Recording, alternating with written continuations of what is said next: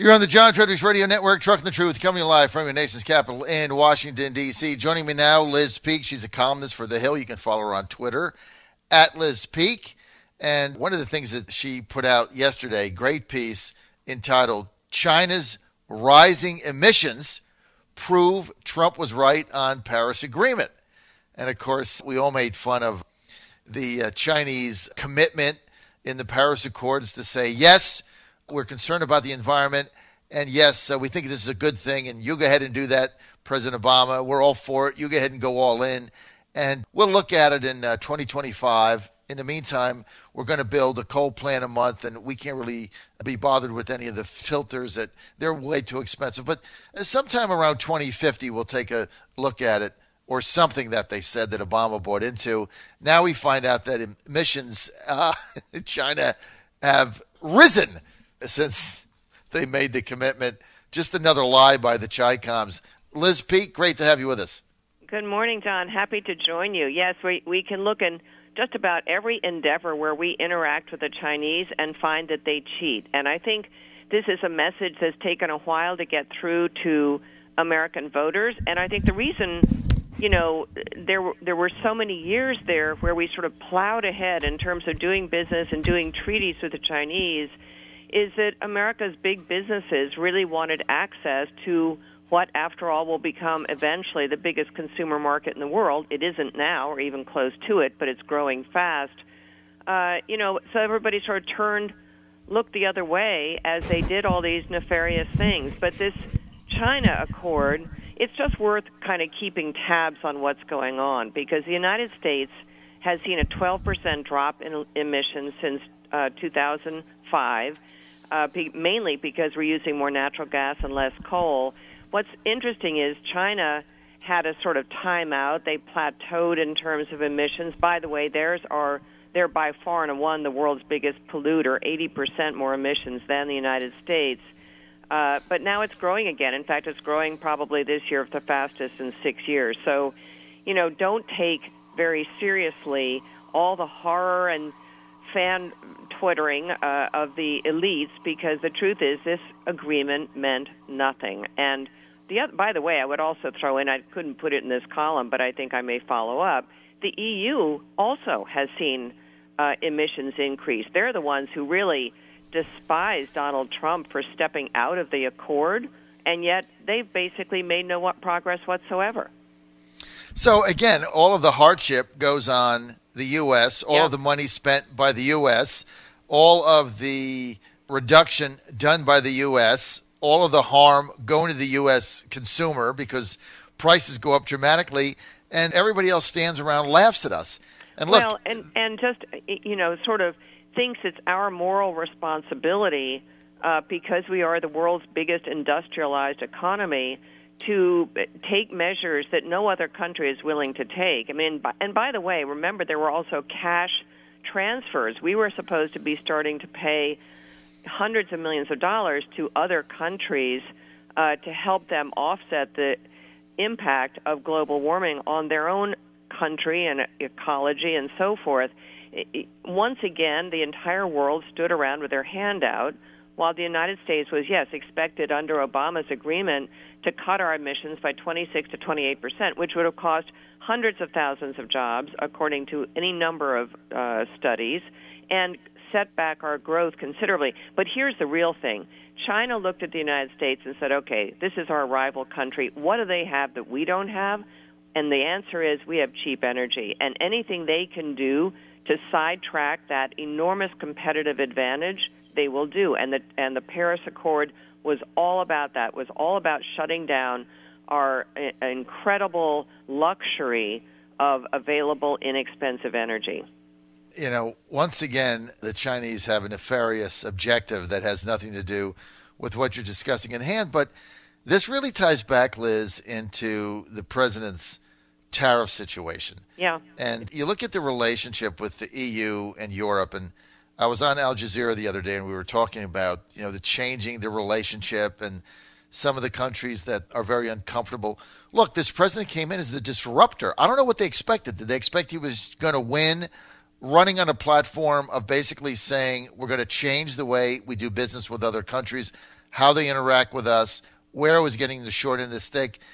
I guess they expected that was just empty campaign rhetoric, because what has he told Europe? He said, number one, if we're going to stay in NATO, you have to pay your fair share, especially Germany, that's woefully short of what the contract says and has been forever and has gotten away with it. Yeah. Second thing he said is, look, we already did the Marshall Plan, right? So you guys got to figure out your own problems. We're not involved in it. And, oh, by the way, you're not going to be able to continue to dump your products into the U.S. without a reciprocal way for us to sell back with your high value-added tax and import tax. Well, that's disrupting the relationship. And if you look at the Paris Accords and the fight that Macron put up, right, President Macron of France, to keep us in them, and now you look at the fact that France has not met, along with the European Union as a whole, they have not even met the guidelines, and it's their accord. Is that unbelievable or what? It's amazing. It's just diplomatic theater. It really had no reasonable substance. But here's the problem Europe has. Europe has these left-wing green parties, political parties, that have basically put a fatwa on developing their own indigenous petroleum, natural gas, etc. For example, in France and Germany, there's substantial natural gas that could be developed with the use of fracking, but they've outlawed fracking. So in the case of Germany, this is true, and it's really extraordinary to me, where, by the way, power costs are probably 4 times what they are in the U.S. for industrial users, meaning somebody producing cement or aluminum or other high-cost energy products really looks to the U.S. as a pretty good place to be right now because it's so much cheaper. Anyway, what did the Germans do to offset the fact that they don't have enough natural gas, which is a clean fuel? They've been burning lignite, which is probably the worst, dirtiest fuel on Earth. So you have sort of mindlessly stupid things going on in Europe as they are pretending to abide by this accord and tisking about terrible Donald Trump. And again, our emissions are going down. So, you really have to just kind of shake your head at the organizations like the New York Times and so forth that had such a flutter about our withdrawal from the agreement. It was totally the right thing to do. And, of course, it's just one more place, as you say, where we've been taken advantage of. I'm ready for the column that comes out, maybe I'll work on this, saying, what excuse do the Europeans have for putting such high tariffs on American-made automobiles, for example, where we don't do that to them? Explain to me the rationale there, and then I'll get really excited about the aluminum and steel tariffs. What are they doing? I mean, Wilbur Ross wrote a really good piece months ago in the Wall Street Journal saying basically the EU and Asian countries have 2 to 3 times the tariffs on our goods that we have on theirs. Explain that to me. Well, there's no explaining. The explaining is they've been taking advantage of us and the U.S. worker for years. And look, when you continue to screw somebody and it's okay, and you take advantage of them and it's okay, and then all of a sudden you get up one day and you say, hey, I don't want to be taken advantage of anymore, then they whine and say, well, why not? We've been doing it to you for 35 years. Exactly. I mean, what's your problem? All right? We don't want to change anything, right? Everything is great for us. Like, you want to sell something in the European Union, well, you start with a value-added tax of 19%. Then you got almost every country has an import tax of about 10%. So you're at 30% before you pay to take it off the ship and put it in the dock. In the U.S., it's 2.5%. You can't possibly have balanced trade with a 30% differential in price and manufacture, coupled with the fact that, we pay our workers pretty well. So you have a higher cost of labor. So you can't possibly compete. Therefore, we have this huge trade deficit. And what people don't realize, this is hard cash, Liz. Cash that goes out of the U.S. and into other countries. And somehow there's all these sort of mental gymnastics that economists and liberal advocates go through to explain why it's perfectly okay to have huge trade deficits. It is not.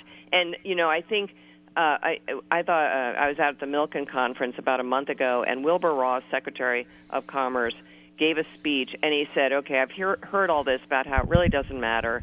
It's just a transfer, and it's made up by capital transfers, blah, blah, blah. And he said to this audience of several hundred people, he said, is there a single person in the audience who thinks that it's bad for China to have a big trade surplus, and not a single hand went up. And I have to say, a lot of us kind of thought, yeah, that's right. You know, if it's great for China to have a surplus, why isn't it bad for the U.S. to have a deficit? The answer is, it is. Well, I hope you do the column, because the duplicity and dichotomy of this, I think you can point it out, just what you said. You know, it's good for China to have a surplus, but not bad for us to have a deficit.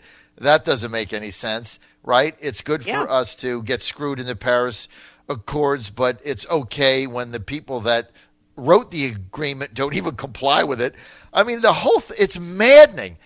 And Trump is calling them out, and I'm telling you, Liz, that's why this town is in a tizzy. That is why they're going crazy. That's why they do hit pieces on everybody in the staff. I mean, it's just they cannot believe this guy has come here, and he is basically outing all this stuff, and it's disrupting the manner of doing business in Washington. That's why they hate him. Yeah, no, there's no question about it. And the truth is, the American people, as much as I think there is some fatigue with all the drama and the back and forth and the tweeting and everything else, the truth is, I think on an awful lot of topics, they agree with Trump. And a lot of people, I mean, I was at a table of Democrats last night. We started talking about the Israel situation and the trade tariffs and so forth. And even though, again, they don't particularly like the bluster and so forth, they kind of go, well, I kind of agree with moving the capital. I kind of agree with imposing these tariffs because we do need to reset. And that's really what we're talking about here. We're resetting the stage. And there might have been a time when it was reasonable for the United States, with the great blessings of this country and the great advantages and all the rest, to take a more generous view. That is no longer the case. And I think that is where people have to kind of come to their senses, because it is time for a change, and it's time for this president to make those changes. Liz, thanks for being with us. I'm out of time. My John pleasure. Fredericks Radio Network. Follow Liz on Twitter at Liz Peak.